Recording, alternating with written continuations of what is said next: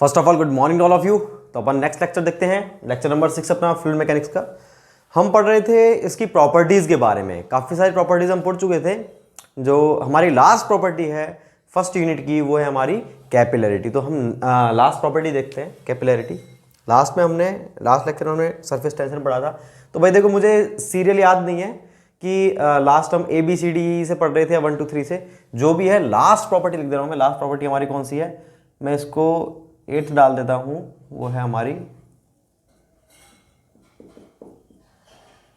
Capillarity. क्या होता है कैपिलैरिटी, पहले मैं आपको समझा देता हूं। कैपिलैरिटी का मतलब क्या होता है कि हमारी एक 3 mm से अगर कोई कम साइज की ट्यूब है, 3 mm से कम साइज की ट्यूब का मतलब कोई भी ट्यूब हमारी जैसे ग्लास हुआ, ग्लास की ट्यूब है, उसका साइज क्या है 3 mm से कम होना चाहिए। काफी सारी बुक्स में 10 mm लिखा हुआ है, वो बिल्कुल गलत है। 3 mm होगा, 3 mm। तो 3 mm से कम साइज की ट्यूब को अगर आप किसी लिक्विड में डालते हो, मान लीजिए कोई मेरे पास कंटेनर है, उसमें लिक्विड भरा हुआ है। लिक्विड कुछ भी हो सकता है, ऑयल हो सकता है, वाटर हो सकता है, मरकरी हो सकता है, कुछ भी हो सकता है। तो आपने उस ट्यूब को उस लिक्विड के अंदर डिप किया, डाल दिया। तो डिप करने पर वो जो लिक्विड है उस ट्यूब के अंदर या तो चढ़ जाएगा या फिर नीचे उतर जाएगा, या तो उस लिक्विड का राइज होगा या फिर फॉल होगा। तो कैपिलरी ट्यूब में ये जो लिक्विड है उसका राइज या फॉल ही क्या कहलाता है, हमारा कैपिलैरिटी। इस फिनोमिना को, इस प्रभाव को क्या बोलते हैं, कैपिलैरिटी। मान लीजिए हमारा ये कंटेनर था, ये लिक्विड भरा हुआ है और लिक्विड के रूप में पानी भरा हुआ है। तो ये हमारी ट्यूब डाली मैंने, ठीक है। ये एक कंटेनर है, उसमें भी लिक्विड भरा हुआ है, लेकिन इसमें क्या है, इसमें तो है Hg मरकरी, इसमें है H2O वाटर। तो ये एक कंटेनर था जिसमें पानी भरा हुआ था, दूसरे कंटेनर में मरकरी भरी हुई है। जिसमें पानी भरा हुआ है, आपने उस कंटेनर में 3 mm की एक ट्यूब को डाला। उस ट्यूब का नाम हमने कैपिलरी ट्यूब दिया है। क्यों दिया है बताऊंगा। जैसे ही आपने इसको डाला तो लेवल तो यहां तक है, लेकिन पानी जो है इस ट्यूब के अंदर यहां तक भर जाएगा। मतलब क्या हो गया, राइज हो गया। लिक्विड का क्या हो गया, राइज हो गया। ऐसे ये मरकरी है, मरकरी का लेवल यहां तक है, लेकिन जैसे ही आपने कैपिलरी ट्यूब डाली तो ट्यूब के अंदर मरकरी क्या हो गई, यहां तक आ गई, नीचे क्या हो गई। ओरिजिनल लेवल तो ये है, लेकिन ट्यूब के अंदर लेवल क्या है, नीचे पहुंच गया। तो इसमें क्या हो गया, लिक्विड का फॉल हो गया। तो इस ट्यूब को अपन बोलते हैं कैपिलरी ट्यूब, और इस फिनोमिना को, मतलब लिक्विड का कैपिलरी ट्यूब में चढ़ाव या उतार, राइज या फॉल को कैपिलरिटी कहा जाता है। बात क्लियर है भाई। तो इतनी सी बात है, कैपिलरिटी का मतलब क्या होता है, किसी कैपिलरी ट्यूब में लिक्विड का राइज या फॉल ही कैपिलरिटी कहलाता है। अब दिमाग में हमारे क्वेश्चन आता है कि भाई ये होता क्यों है सर, कि कैपिलरी जो हमारी ट्यूब है उसके अंदर लिक्विड राइज क्यों हो रहा है और फॉल क्यों हो रहा है, वो मैं आपको बताता हूं। लिक्विड का राइज क्यों होगा, लिक्विड जो है कैपिलरी ट्यूब के अंदर लिक्विड राइज क्यों होगा, राइज इसलिए होगा लिक्विड का, दो चीज होती है। मैंने आपको पढ़ाया सरफेस टेंशन। सरफेस टेंशन क्यों होता है, ड्यू टू इंटरमोलिक्यूलर कोहेजन, ठीक है। और एक चीज होती है एडहेजन। कोहेजन का मतलब क्या होता है, कोहेजन का मतलब है दोनों ही क्या है हमारे,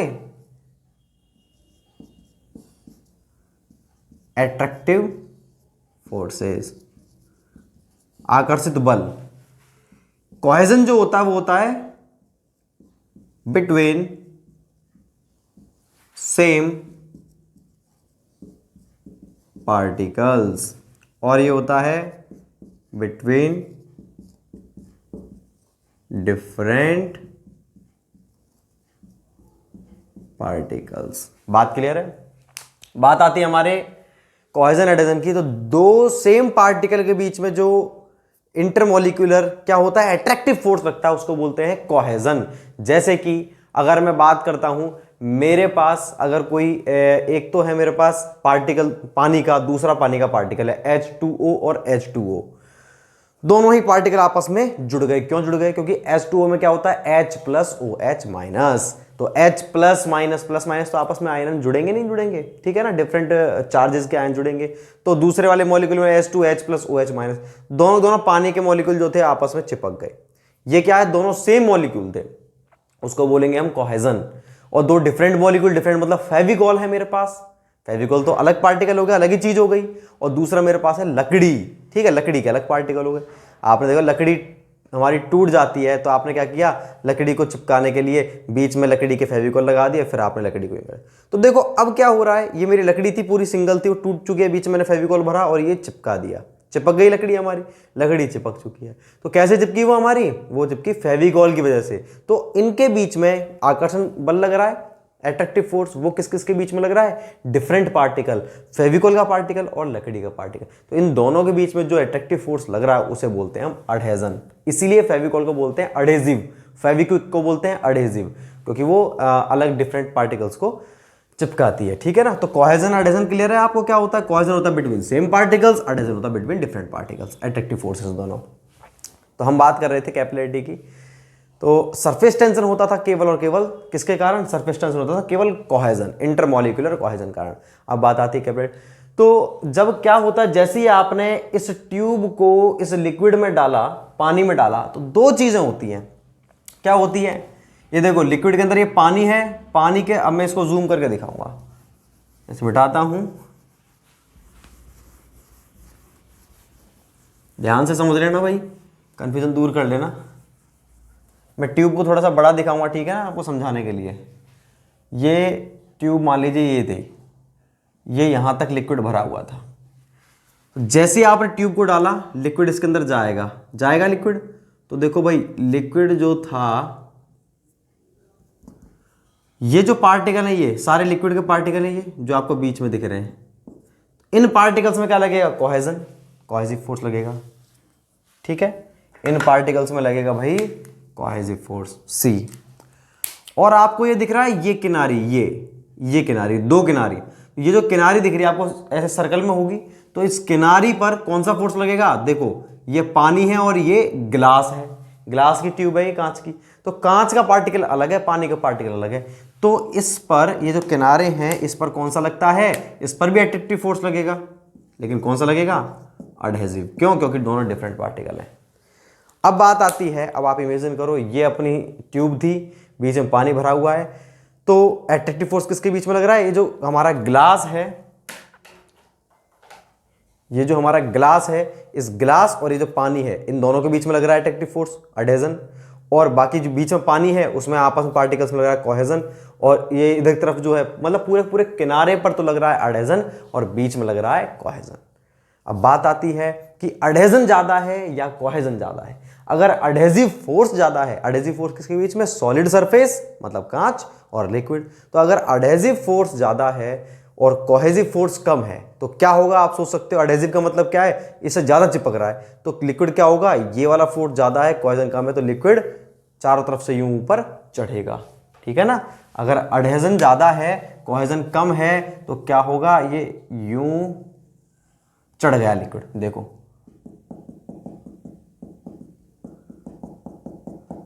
चढ़ गया लिक्विड भाई। क्यों चढ़ा, क्योंकि जो अडहेसिव फोर्स लग रहा था किसके बीच में, ग्लास और लिक्विड के बीच में, वो ज्यादा था, चार था, तो वो लिक्विड ऊपर चढ़ गया, कोहेजन कम था। बात क्लियर है कि नहीं। ऐसे ही अगर हम बात करते हैं किसकी, कि अगर इसके अंदर ये तो था H2O, अगर इसमें H2O ना हो करके अगर इसमें मरकरी होती तो क्या होता, अगर भैया इसमें मरकरी होती ना, तो देखो मरकरी में क्या होता, मरकरी में होता है कोहेजन ज्यादा, अडहेजन कम। तो कोहेजन ज्यादा है तो बीच वाली चीज ज्यादा है, बीच वाला फोर्स वो बाकी चीजों को यूं खींचेगा। इसमें क्या हो रहा था, ये जो किनारे वाला फोर्स था वो ज्यादा था, तो वो क्या, वो यूं खींच रहा था, बीच वाली चीज कम हो गई। इस वाले में क्या हो रहा है, इसमें बीच का फोर्स ज्यादा है, अडहेजन कम है, अडहेजन कम है, कोहेजन ज्यादा है, तो इसमें शेप ऐसी बनेगी, ये देखो ऐसे, क्योंकि ये अडहेजन तो कम हो गया, कोहेजन ज्यादा है, तो क्या हो जाएगा, ये पूरा पूरा इसका डाउन, नीचे चला जाएगा। नीचे चला जाएगा मतलब क्या हो गया, लिक्विड का फॉल हो गया। किसमें, मरकरी में। तो इसमें तो राइज होगा, इसमें फॉल होगा। इसमें शेप कैसी बनेगी, ऊपर से देखने पर कॉन्वेक्स बनेगी, इसमें कॉनकेव बनेगी। ये कॉनकेव है और ये कॉन्वेक्स, उत्तल और अवतल। ठीक है ना।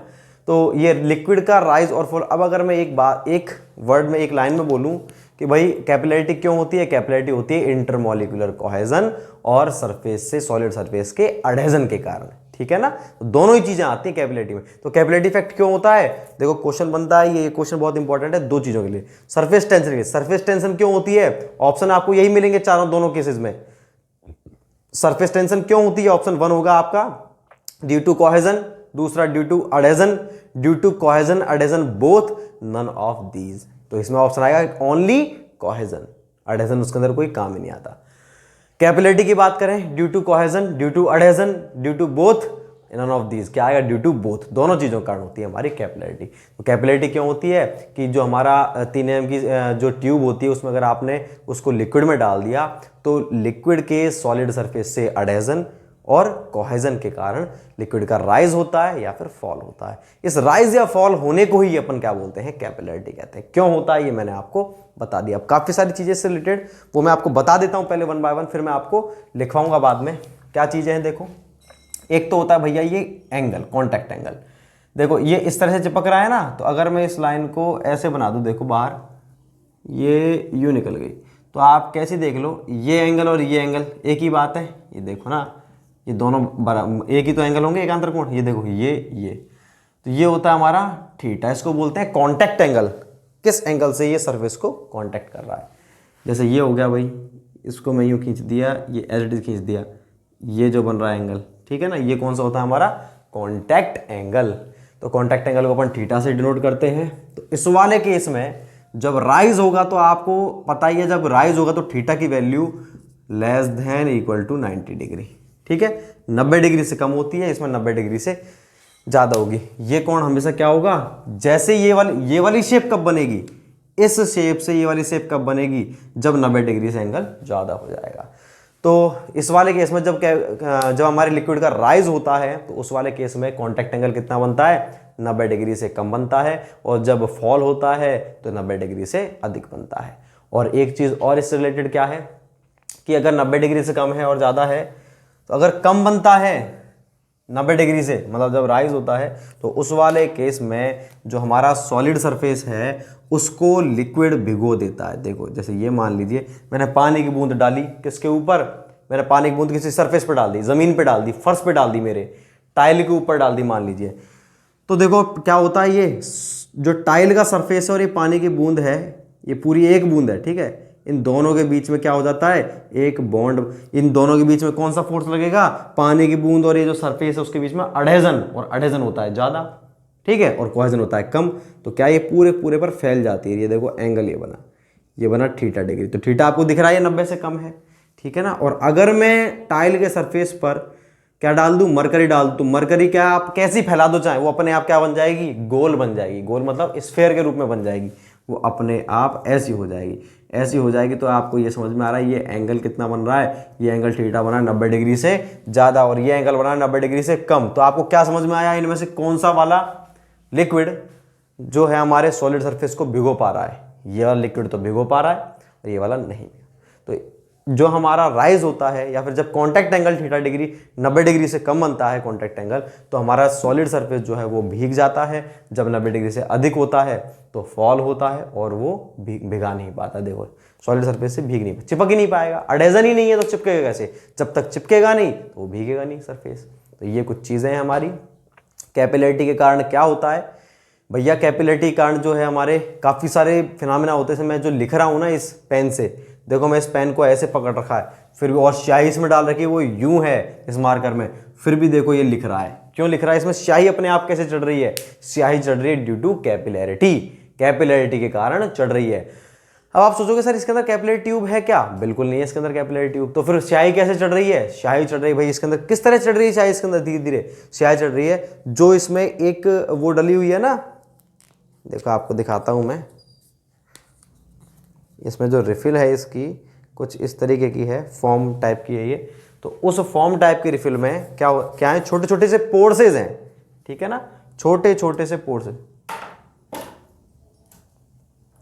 ये देखो ये रिफिल है फॉर्म टाइप की, इसमें छोटे छोटे से पोर्सेज हैं। आपके स्केच कलर होता है वैसा ही है। तो वो पोर्सेज क्या कर रहे हैं? पोर्सेज 3 mm से छोटे साइज के हैं। वो पोर्सेज जैसे मैंने इंक डाली इसके अंदर, तो उन पोर्सेज में 3 mm से कम होने के कारण लिक्विड क्या है? स्याही धीरे धीरे ऊपर चढ़ रही है। और ऊपर चढ़ के किसको मिल रही है? इसको मिल रही है। बात क्लियर है कि नहीं?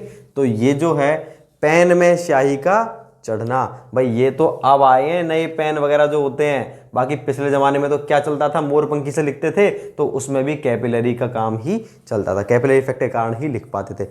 तो पेन में स्याही का चढ़ना, और देखो और क्या एग्जांपल है इसके कैपिलरिटी के और हमारे एग्जांपल है पेन में स्याही का चढ़ना। दीपक जो हमारा दिया होता है, दिए में तेल का चढ़ना। दिए में तेल कैसे चढ़ता है? आपने तो भाई क्या बोलते हैं, घी डाल करके और आपने दिया लगा दिया। तो दिया जलता क्यों रहता है?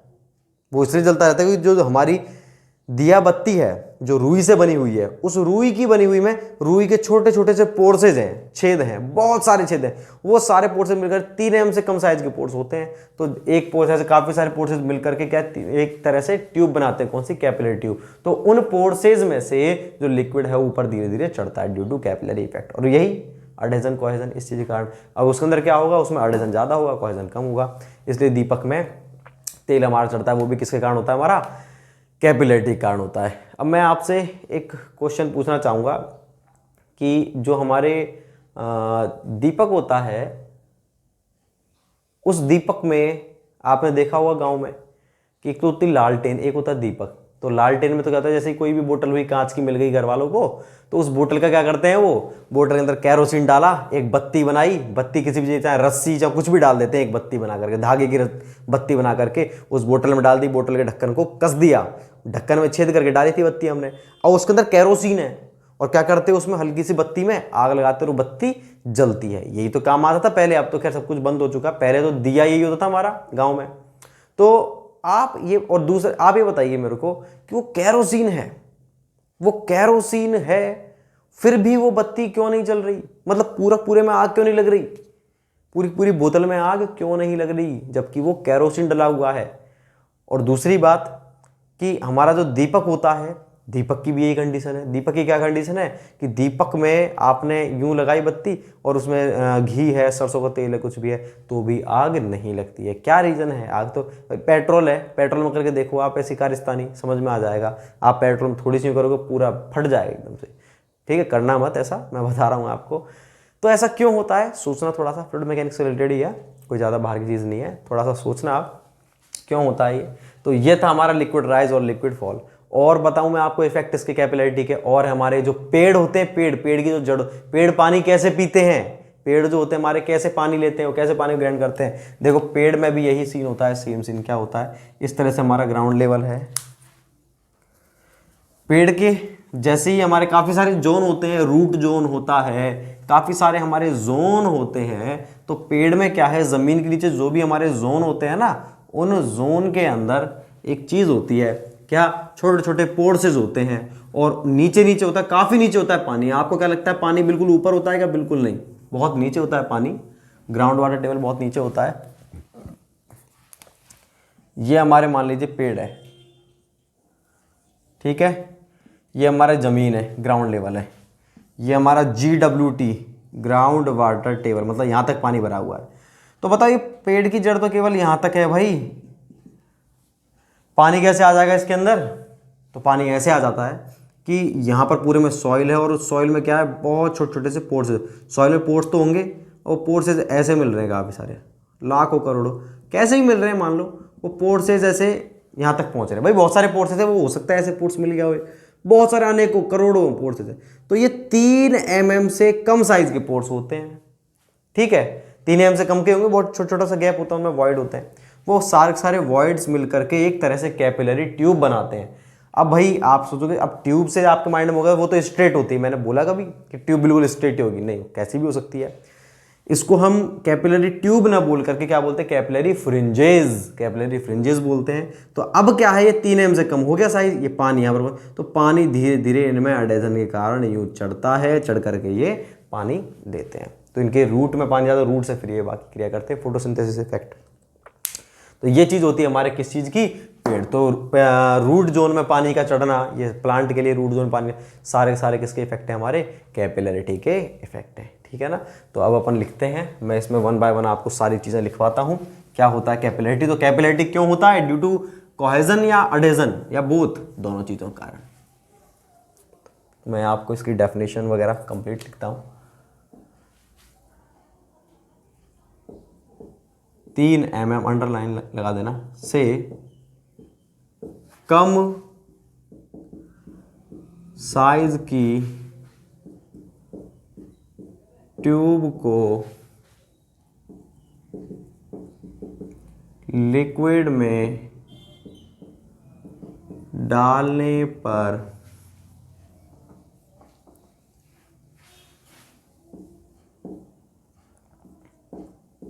लिक्विड के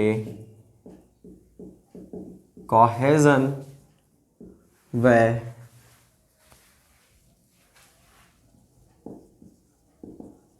सॉलिड सरफेस से एडहेजन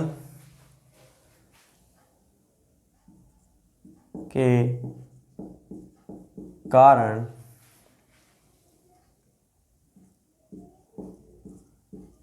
ट्यूब में लिक्विड का राइज या फॉल होता है। इस ट्यूब को कैपिलरी ट्यूब कहते हैं। वह इस प्रकार लिक्विड के राइज या फॉल को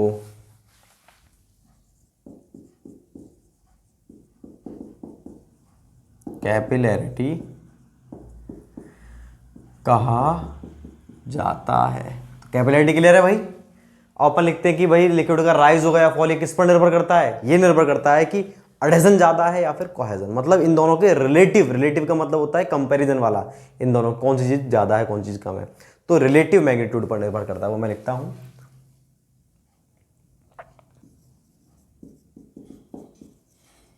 कैपिलरी ट्यूब में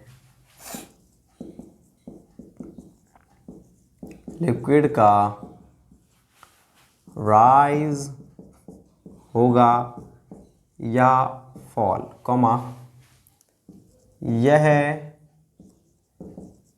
लिक्विड के कोहेजन व सॉलिड सरफेस से एडहेजन की रिलेटिव वैल्यू पर निर्भर करता है। ठीक है भाई, किस पर निर्भर करेगा? कौन सी चीज ज्यादा है कौन सी चीज कम है। अब अपन लिखेंगे कि राइज कब होगा फॉल कब होगा। ठीक है, तो इसी में कंटिन्यू करेंगे। जब लिक्विड का सॉलिड सरफेस से एडहेजन की जब लिक्विड के सॉलिड सरफेस से एडहेजन की वैल्यू कोहेजन से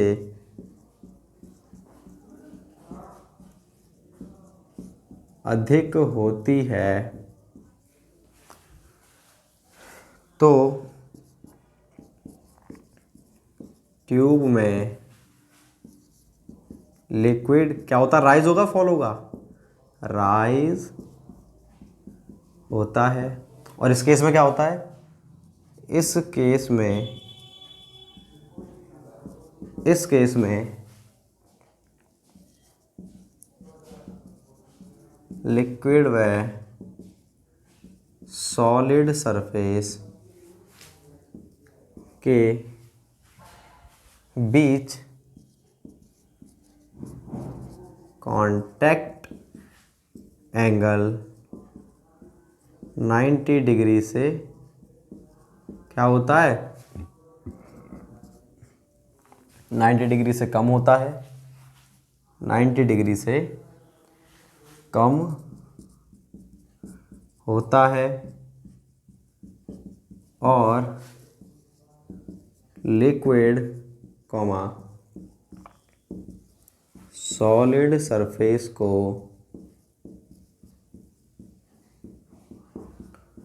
भिगो देता है, वेट कर देगा। कब वेट कर देगा? तो जब लिक्विड के सॉलिड सरफेस से एडेशन की वैल्यू कोहेजन से अधिक होती है, एडेशन ज़्यादा है कोहेजन कम है, तो ट्यूब में लिक्विड राइज होता है। इस केस में लिक्विड और सॉलिड सरफेस के बीच कॉन्टैक्ट एंगल 90 डिग्री से कम होता है और लिक्विड सॉलिड सरफेस को भिगो देता है। ठीक है ना। इसके नीचे क्या लिखेंगे? इसके नीचे लिखेंगे अपन कौन सा वाला, कि जो हमारा लिक्विड फॉल होगा। तो मैं भाई इसी में करेक्शन कर देता हूं, आप इसके नीचे अलग से लिखेंगे। क्या लिखेंगे इसके नीचे? क्या लिखना है देखो, इसके नीचे लिखना है जब लिक्विड के सॉलिड सरफेस से कोहेजन की वैल्यू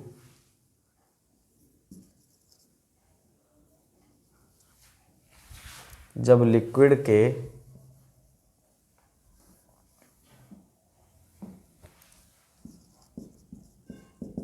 कोहेजन की वैल्यू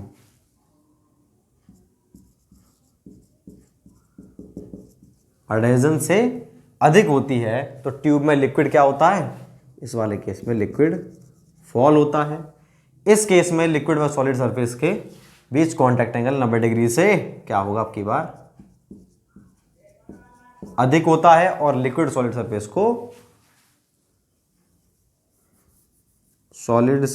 को नहीं भिगोता। तो ये चीज हो गई हमारे कैपिलैरिटी की। तो मैं इसको मिटाता हूं, दोनों के डायग्राम बनाता हूं, उसके नीचे कॉन्टैक्ट एंगल को दिखाता हूं किस तरह से बनता है। मिटा रहा हूं मैं।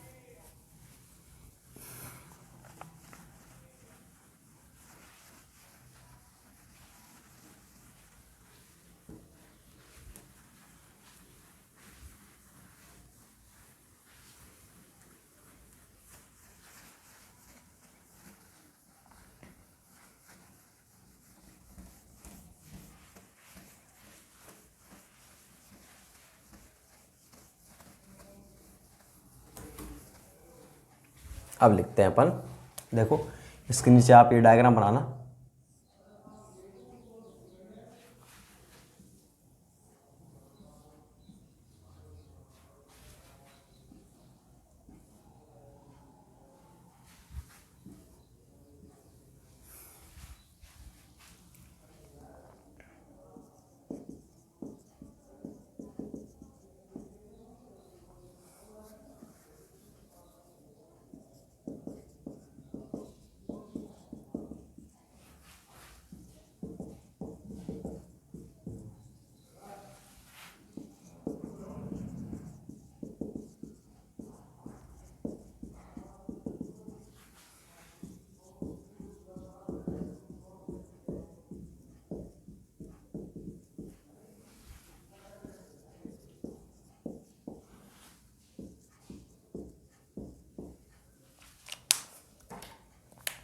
देखो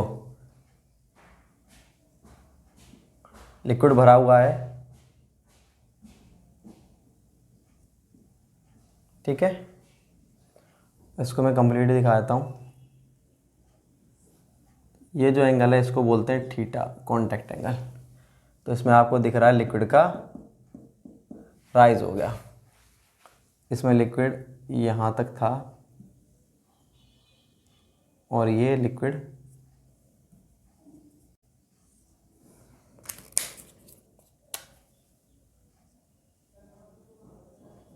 लिक्विड क्या हो गया, ये नीचे आ गया। मतलब ये लिक्विड का फॉल हो गया। और ये जो एंगल बन रहा है ये अपना कौन सा? थीटा। 90 डिग्री से इसकी वैल्यू हमेशा ज़्यादा होगी। इसमें लिक्विड का फॉल हो गया, ओरिजिनल लेवल ये था उससे कम आ गया, ये लिक्विड फॉल हो गया। लिक्विड राइज कब होगा? Adhesion greater than cohesion, cohesion adhesion. Theta की वैल्यू 90 से कम होगी, थीटा की वैल्यू 90 से ज़्यादा होगी।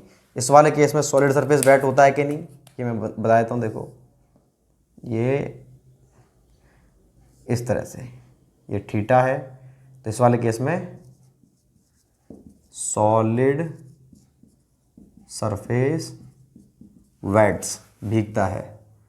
इस केस में ऐसा सीन हो जाएगा, ऐसा सीन हो जाएगा। इसका मतलब थीटा क्या है? 90 से ज़्यादा है। तो इस वाले केस में solid surface does not wet. ठीक है भाई, इसको उतारो आप। अब इसके बाद मैं इसके इफेक्ट लिखवाता हूँ, कॉन्टैक्ट एंगल की वैल्यू भी लिखवा दूंगा। मैं इसे मिटाता हूँ।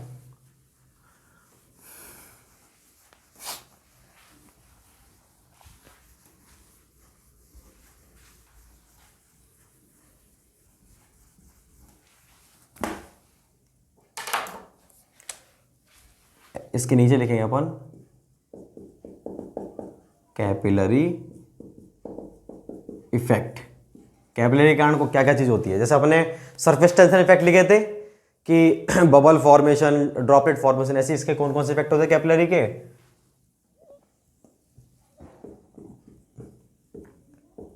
पेन में स्याही का चढ़ना, दीपक में तेल का चढ़ना, और क्या है, रूट जोन में पानी का चढ़ना, रूट जोन में पानी का चढ़ना, ये सारे कैपिलरी कारण होते हैं। अब अगर मैं बात करता हूं कांटेक्ट एंगल की, तो क्या होता है, लिक्विड व सॉलिड सरफेस के बीच बना एंगल कांटेक्ट एंगल कहलाता है। इसकी वैल्यूज भी लिख देता हूं, कुछ इंपॉर्टेंट वैल्यूज।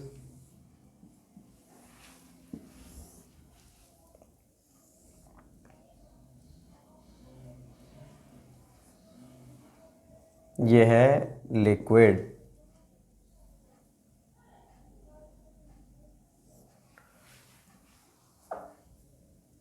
और ये है हमारा सॉलिड सरफेस, और ये है हमारा कांटेक्ट एंगल थीटा। देखो भाई, अगर हमारा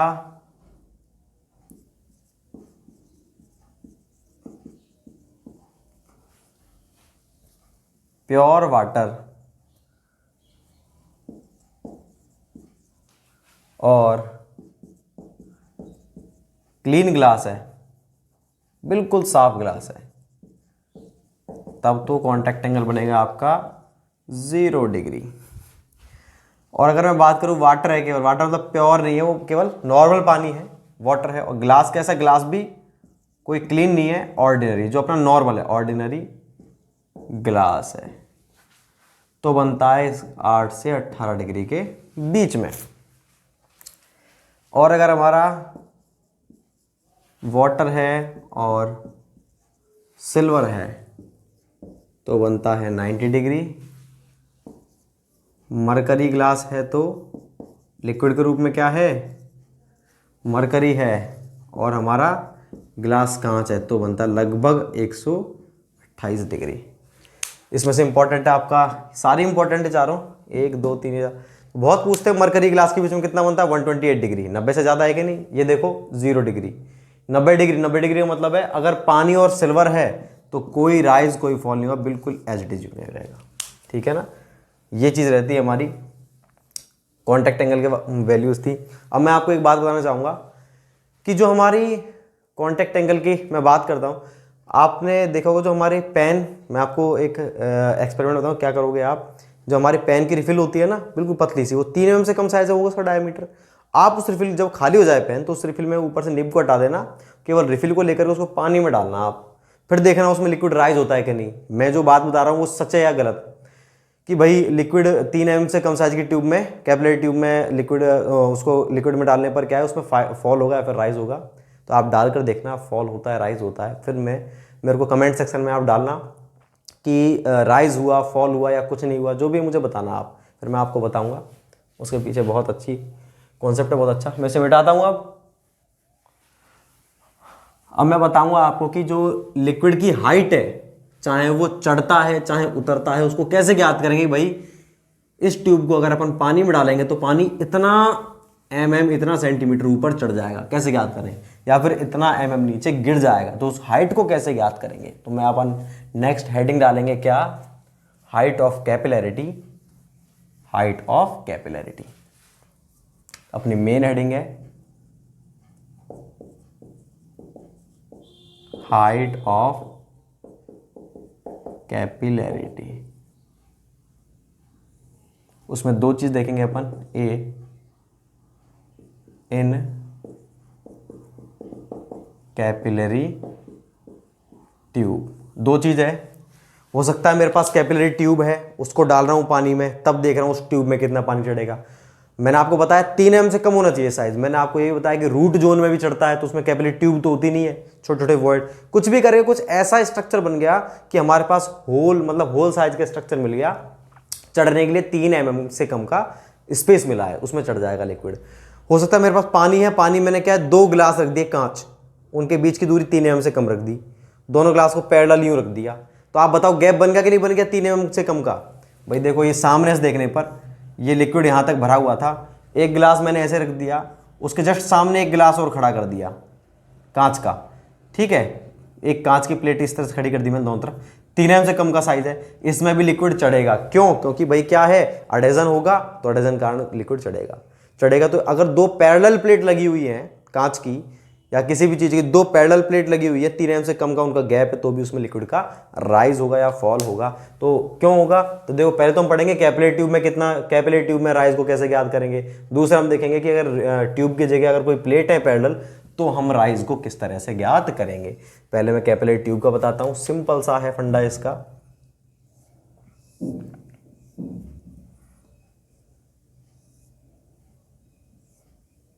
मैं थोड़ा इसको बड़ा करके दिखाऊंगा जिससे आपको समझ में आए, दिख जाए अच्छे से। इसमें लिक्विड ये राइज हो गया इतना, ये एंगल क्या है, थीटा। ये जो चढ़ता है सरफेस टेंशन, कोहेजन और एडहेजन कारण चढ़ता है, मतलब सरफेस टेंशन। तो ये क्या है हमारी, कितना फोर्स लगेगा चारों तरफ इसके, सिग्मा के बराबर लगेगा। उस पूरी परिधि पर बाहर की तरफ क्या लगेगा, ऐसे सिग्मा लगेगा। सिग्मा मतलब सरफेस टेंशन। जब ये सिग्मा है, ठीक है, मान लीजिए हाइट कितनी है इसकी, ये हाइट है स्मॉल h, कितना चढ़ गया लिक्विड इसके अंदर, h हाइट तक चढ़ गया। मुझे यही h निकालनी है, h को कैसे निकालूं मैं, मेरे को इसका रेडियस भी पता है। रेडियस कितनी है इसकी, रेडियस है कैपिटल R, ये इसकी रेडियस है, ये मुझे h निकालना है। ये सिग्मा लग रहा है, ये थीटा है, तो इसके बिल्कुल वर्टिकल डायरेक्शन में कितना लगेगा, ये जो वर्टिकल डायरेक्शन में इसका कंपोनेंट निकाल लो, सिग्मा कॉस थीटा, और ये भी सिग्मा कॉस थीटा। तो वर्टिकल डायरेक्शन में कितना हो गया कंपोनेंट, सिग्मा कॉस थीटा, ठीक है ना। अब ये सिग्मा कॉस थीटा आपको क्या लग रहा है, केवल यूं लग रहा है, यूं नहीं भैया, ट्यूब तो गोल होती है, तो इसके चारों तरफ लग रहा है, देखो ऐसे, तो चारों तरफ लग रहा है ऐसे, मतलब इसकी पूरी की पूरी परिधि पर लग रहा है। कितनी परिधि, 2πr, तो पूरी परिधि पर ऊपर की तरफ एक फोर्स लग रहा है, कौन सा, सिग्मा कॉस थीटा। ये बात क्लियर है कि नहीं, क्योंकि सिग्मा तो ऐसे लग रहा था यूं पूरी परिधि पर, उसका वर्टिकल कंपोनेंट में निकाले सिग्मा कॉस थीटा, तो पूरी परिधि पर ऊपर की तरफ क्या लग रहा है, सिग्मा कॉस थीटा। और नीचे क्या लग रहा है, अपवर्ड फोर्स तो हो गया sigma cos theta, downward force कौन सा हो गया, ये जो वेट है लिक्विड का वो है मेरा डाउनवर्ड फोर्स, या बोला जाए प्रेशर, ठीक है ना। प्रेशर हमारी नेक्स्ट यूनिट रहेगी, pressure and it's measurement.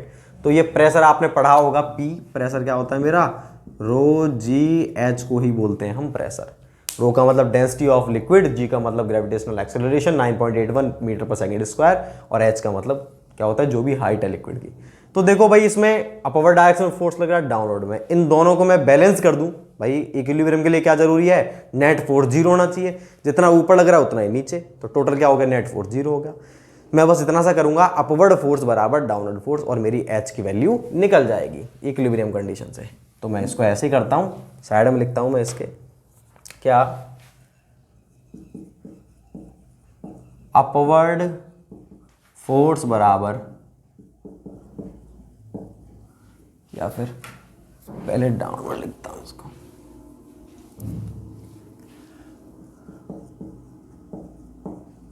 Downward force बराबर अपवर्ड फोर्स। तो डाउनवर्ड फोर्स कितना लग रहा है, वो लग रहा है मेरे प्रेशर इंटेंसिटी इनटू में क्रॉस सेक्शन। भाई आपको ये तो प्रेशर पता है, न्यूटन पर मीटर स्क्वायर। प्रेशर क्या होता है? Force upon area. ठीक है, अब आपको केवल फोर्स निकालना है, तो फोर्स क्या होगा? Pressure into area. हम तो फोर्स की बात कर रहे हैं ना, फोर्स होगा प्रेशर इनटू में एरिया। से मैं लिख दिया प्रेशर इंटेंसिटी इनटू में क्रॉस सेक्शन एरिया। और अपवर्ड क्या लग रहा है? अपवर्ड लग रहा है मेरा surface tension, sigma cos theta. Surface tension तो है, सरफेस टेंशन। और सरफेस टेंशन क्या होती है हमारी? सिग्मा होता है हमारा फोर्स पर यूनिट लेंथ। तो यहां से फोर्स निकालना है मुझे, अपवर्ड फोर्स। फोर्स क्या हो जाएगा? सरफेस टेंशन इनटू में लेंथ। लेंथ क्या है यहाँ पे? पेरीमीटर। इसलिए मैंने लिख दिया सरफेस टेंशन इनटू में पेरीमीटर। परिधि परि तो लग रहा है, तो बस मैंने फोर्स निकाले। इसका तो क्या हो गया? फोर्स बराबर पी इंटू ए, और यहां से फोर्स बराबर सिग्मा इंटू में एल। तो मैं इसको लिख दिया पी इंटू ए सिग्मा इंटू एल। तो प्रेशर क्या होता है मेरा? रो जी एच। ये अगर समझ में नहीं आता तो कोई बात नहीं, मैं आपको नेक्स्ट में बताऊंगा। Area pi r square. Sigma surface tension कितनी लग रही है भाई? सिग्मा कॉस थीटा है, क्योंकि अपवर्ड निकालना है तो कॉस थीटा लेंगे अपन, सिग्मा कॉस थीटा, सिग्मा नहीं लेंगे। पेरीमीटर मेरी क्या हो जाएगी? 2 पाई आर।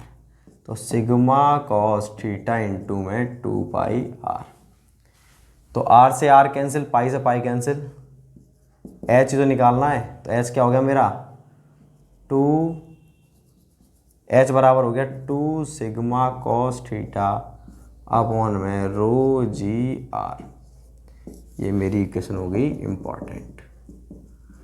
अब आपको ध्यान रखना है भाई, मैंने आपको रेडियस की टर्म में निकाली है। आपको ऑप्शन मिलेंगे कि जो लिक्विड राइज होता है वो कितना होता है? एच बराबर 4 sigma cos theta rho g r, 2 sigma cos theta rho g r, 2 sigma cos theta rho g d upon में 4 sigma cos theta rho g. तो अगर डायमीटर टर्म में बोलता है तो रेडियस क्या होती है? D by 2। तो डी नीचे, तो टी 2 अपना ऊपर चला जाएगा, बराबर। तो 2 सॉरी 2 दूनी 4 हो जाएगा, 4 सिग्मा कॉस थीटा अपॉन में रो जी डी। एक ही बात है, दोनों याद नहीं रखने। रेडियस टर्म में याद रखो, अगर रेडियस टर्म में तो हमारा यही है, डायमीटर टर्म में 4 हो जाएगा। क्यों? आर बराबर डी बाई 2, 2 इंटू 2 बराबर 4। कुछ भी करो एक ही बात। तो ये होता है हमारा क्या? Height of capillarity in tube. अब अगर आपको एक नोट लिखवा देता हूं। अब अगर आपको बोलता है नोट नंबर 1 4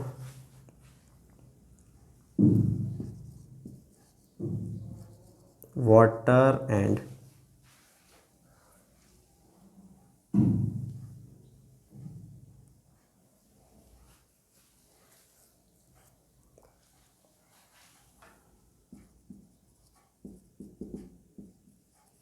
देखो, वाटर और सिल्वर का अपना क्या है? सरफेस है।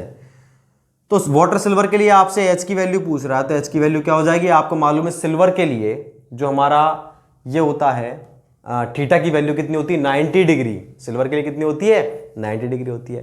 तो अब आपको मालूम है भैया 90 डिग्री है, तो cos 90 बराबर 0 होता है, और 0 की वैल्यू 0 इंटू टोटल क्या हो गया? एच बराबर 0 हो जाएगा। तो आपसे अगर डायरेक्टली पूछता है ना कि वाटर सिल्वर के लिए कैपिलरी राइज कितना होगा, और आपको सारी चीज दे रखी है, आपको सिग्मा दे रखा है, आर दे रखा है, क्या है? कुछ सोचना ही नहीं है, 0 चढ़ेगा ही नहीं। मतलब क्या है? बिल्कुल 0 डिग्री।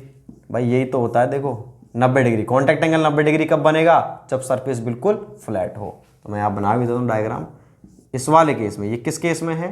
ये केवल उस केस में जब पानी है और सॉलिड सरफेस के रूप में क्या है? सिल्वर की ट्यूब डाल दी, चांदी की ट्यूब डाल दी, तो उसमें लिक्विड नहीं चढ़ेगा। 90 डिग्री कॉन्टैक्ट एंगल बनेगा, मतलब लिक्विड नहीं चढ़ेगा। एच बराबर 0। आप चाहे प्रैक्टिकली देख लो और चाहे ऐसे देख लो, एक ही बात है।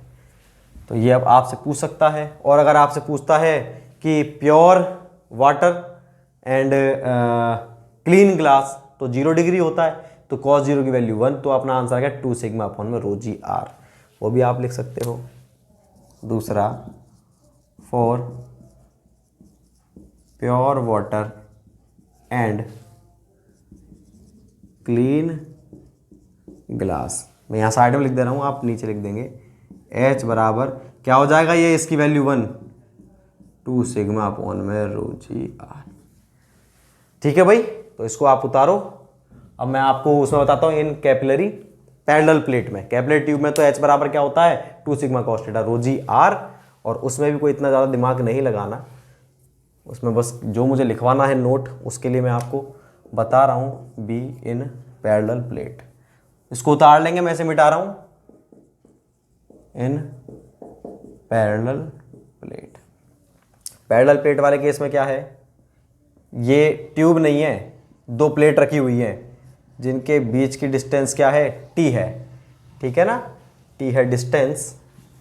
ऐसे ही निकालेंगे सेम, तो उसका आंसर भी अपना सेम ही निकल के आएगा। मैं तो आपको डायरेक्टली कंक्लूजन लिख देता हूं, ऐसे ही निकल के आएगा सेम।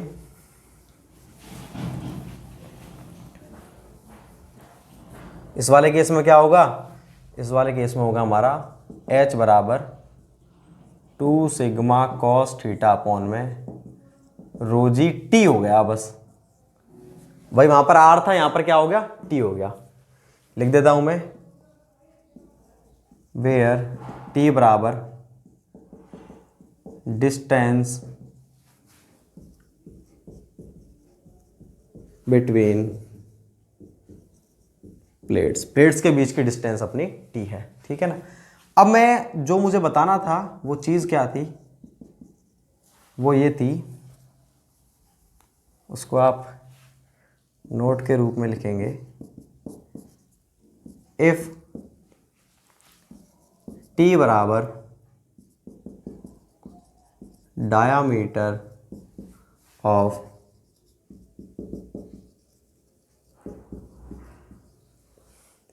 देखो भाई मैं ये कहना चाह रहा हूं कि ये जो इन दोनों के बीच का गैप जो वो स्मॉल टी है, डिस्टेंस है, अगर ये जो डिस्टेंस है वो मेरे कैपिलरी ट्यूब के बराबर है, मतलब क्या है, मेरे पास एक दोनों पात्र हैं, दोनों में पानी भरा हुआ है, एक में तो मैं ट्यूब डाल रहा हूं, ठीक है, मान लो 2 mm की ट्यूब डाल रहा हूं, एक में मैंने ट्यूब न डाल करके 2 प्लेट रख दी, उनके बीच का गैप भी कितना है 2 mm है, वो ट्यूब का डायमीटर कितना है 2 mm, वही लिखा मैंने, इफ टी बराबर डायमीटर ऑफ कैपिलरी ट्यूब, मतलब उन दोनों के बीच का गैप किसके बराबर है, उसके ट्यूब के डायमीटर के बराबर है, डायमीटर भी 2 mm है और उन दोनों के बीच का गैप भी 2 mm है। तो मैं देखना चाह रहा हूं कि इसमें लिक्विड कितना चढ़ेगा और इसमें कितना चढ़ेगा, तो आप सोच सकते हो उसको देख करके। क्या देखो, अगर मैं टी की जगह क्या लिख देता हूं डायमीटर, डायमीटर क्या होता है 2 इंटू आर ही तो होता है, तो एच बराबर मेरा हो गया 2 sigma cos theta therefore upon में रो जी टी, टी किसके बराबर है डायमीटर, डायमीटर क्या होता है मेरा रेडियस का दुगना, तो रेडियस का दुगना 2 से 2 कैंसिल, तो वैल्यू आ गई सिग्मा कॉस थीटा अपॉन में रो जी आर। तो यहां से आपको क्या समझ आया कि अगर कैपिलरी ट्यूब होती तब तो मेरा होता है 2 into 2 sigma cos theta rho g r, और जब मैंने उसी डायमीटर के बराबर की अगर 2 प्लेट्स रख दी तब मेरा क्या आ रहा है sigma cos theta upon rho g r, मतलब 2 से गुणा नहीं हो रहा। तो कौन से वाले में चढ़ेगा ज्यादा, कैपिलरी ट्यूब में ज़्यादा चढ़ता है और उसमें कम चढ़ता है, दोनों का अगर बराबर है उसका गैप और डायमीटर बराबर है तो जितना कैपिलरी ट्यूब में चढ़ रहा है उसका आधा चढ़ेगा, या कहा जाए जितना पैरेलल प्लेट में चढ़ेगा उसका दुगना चढ़ेगा कैपिलरी ट्यूब के अंदर। तो इससे मैं कंक्लूजन लिख देता हूं, H ऑफ कैपिलरी ट्यूब बराबर दुगना 2 into H of parallel plate. ये मेरे को केवल आपको ये वाला नोट बताना था, इस नोट के लिए मैंने आपको ये पूरी पूरी कहानी बताई है। आप इसको डायरेक्टली भी याद रख सकते हैं कि भाई पैरेलल प्लेट में इस वाली कंडीशन फिक्स है, टी का मतलब क्या है डायमीटर के बराबर होना चाहिए, जितनी डायमीटर है कैपिलरी ट्यूब का उतना ही उन दोनों के बीच में गैप होना चाहिए। तो उस कंडीशन में जितना कैपिलरी ट्यूब में चढ़ेगा उसका आधा चढ़ेगा प्लेट्स के अंदर, या कहा जाए जितना प्लेट में चढ़ेगा उसका दुगना चढ़ेगा कैपिलरी ट्यूब के अंदर। बात क्लियर है। अगर मान लीजिए आपको क्वेश्चन दे सकता है कि कैपिलरी जो प्लेट है उन दोनों का जो डायमीटर गैप सेम है, कैपिलरी प्लेट के अंदर चढ़ रहा है 4 mm, तो कैपिलरी ट्यूब में कितना चढ़ेगा 8 mm, ठीक है, उसमें चढ़ रहा है कैपिलरी ट्यूब में 10 mm, तो प्लेट में 5 mm चढ़ेगा। तो ये बात थी हमारी टोटल कैपिलरिटी की। अब ये हमारा बी आपने लिख ही लिया था, तो हमारा ये जो फर्स्ट जो हमारी यूनिट थी वो कंप्लीट हो चुकी है, प्रॉपर्टीज ऑफ फ्लूइड। अब जो नेक्स्ट यूनिट है हमारी वो है प्रेशर एंड इट्स मेजरमेंट, इन सभी प्रॉपर्टीज का काम आएगा आगे। तो अपन नेक्स्ट यूनिट के अंदर नेक्स्ट लेक्चर में नेक्स्ट यूनिट पढ़ेंगे प्रेशर एंड इट्स मेजरमेंट। तो देखते रहना इसे और रिवीजन करते रहें। Thank you so much.